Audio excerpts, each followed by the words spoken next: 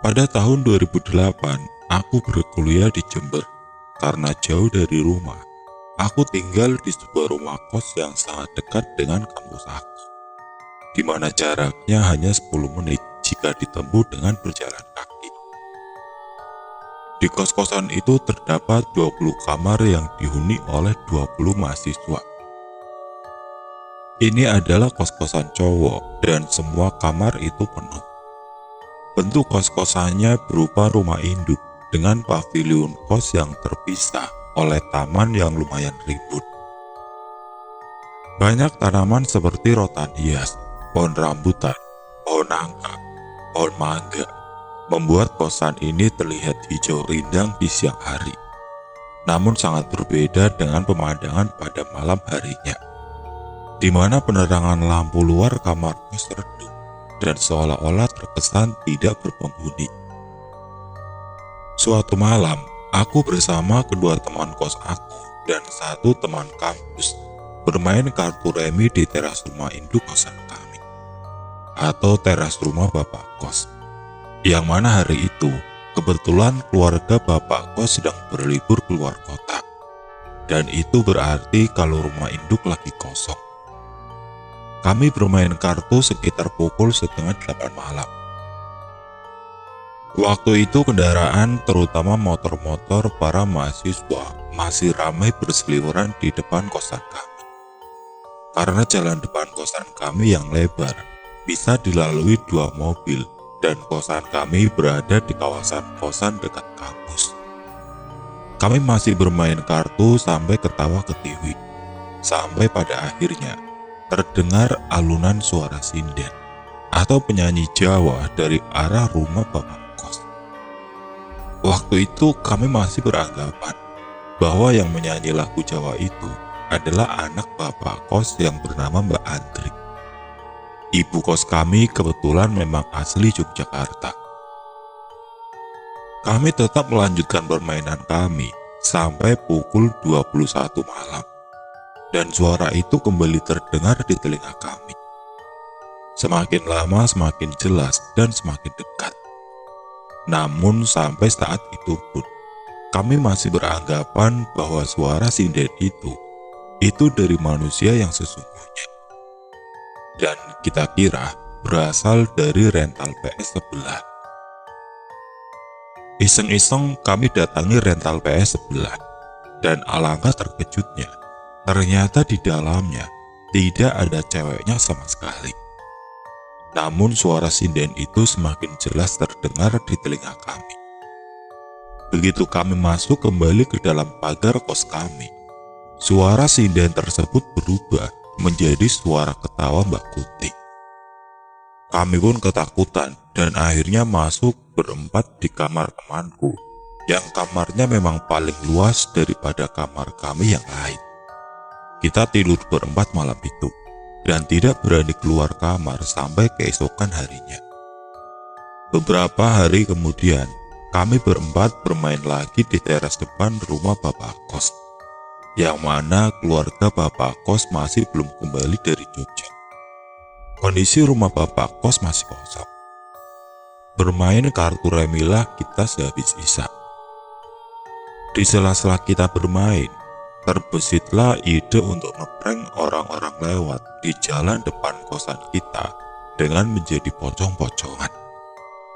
1, 2, 3 orang yang lewat naik motor langsung tancap gas, kaget dan segera kabur dari sana. Temanku yang jadi pocong itu tidak hanya diam di tempat, kadang loncat, kadang berada di atas pagar kos. Faya aja, pagar kos kami waktu itu hanya setinggi 1 meter di atas tanah, dan full dari tembok beton, jadi sangat mudah untuk memanjat dan menaikinya.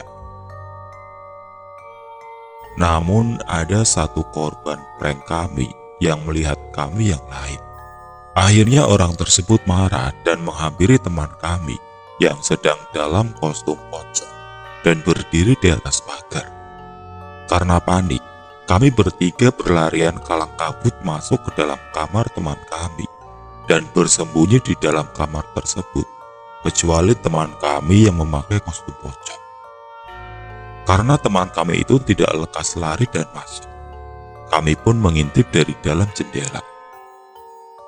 Dan dari balik jendela, kami bisa melihat bahwa teman kami tersebut masih berdiri di atas pagar. Korban prank kami sedang memegangi kaki teman kami yang berkostum pocong tersebut sambil memaki-maki. Selang beberapa detik kemudian, korban prank kami tersebut berteriak dan lari tunggang langgang sambil tetap berteriak-teriak, "Pocong, pocong!" Waktu itu posisi kami masih mengintip di balik jendela kamar teman kami. Sedikit ragu dan terbesit ketakutan dalam pikiran kami, dan kami bertiga memutuskan keluar kamar untuk menghampiri teman kami yang sedang dengan berkostum pocong itu. Dan alangkah terkejutnya kami ketika mendapati teman kami tersebut baru keluar dari kamar dia, dan baru saja membuka pintu kamar hampir bersamaan setelah kami membuka pintu kamar persembunyian kami. Anjir, dan dia juga tidak mengenakan kostum pocong, akan tetapi dia memakai pakaian tidur. Kami bertiga terperanjat kaget dan mulai berpikir, loh, tadi yang main pocong-pocongan dengan kami?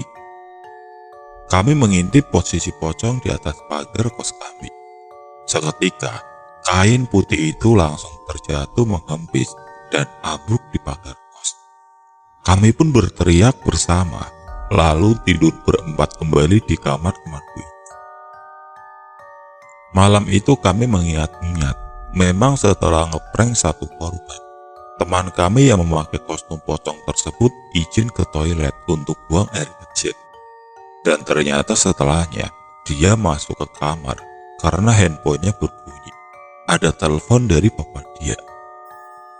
Dan dia pun menunjukkan log telepon masuk di handphonenya.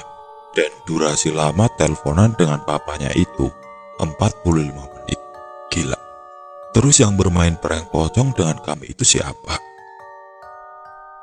Setelahnya kami tidak pernah sekalipun untuk bermain-main dengan klinik-klinik, prank-prank hantu, bahkan untuk memutar film horor di kamar kos pun kami tidak berani. Setelah sekian bulan dari kejadian itu, aku pernah tengah malam bangun untuk buang air di toilet.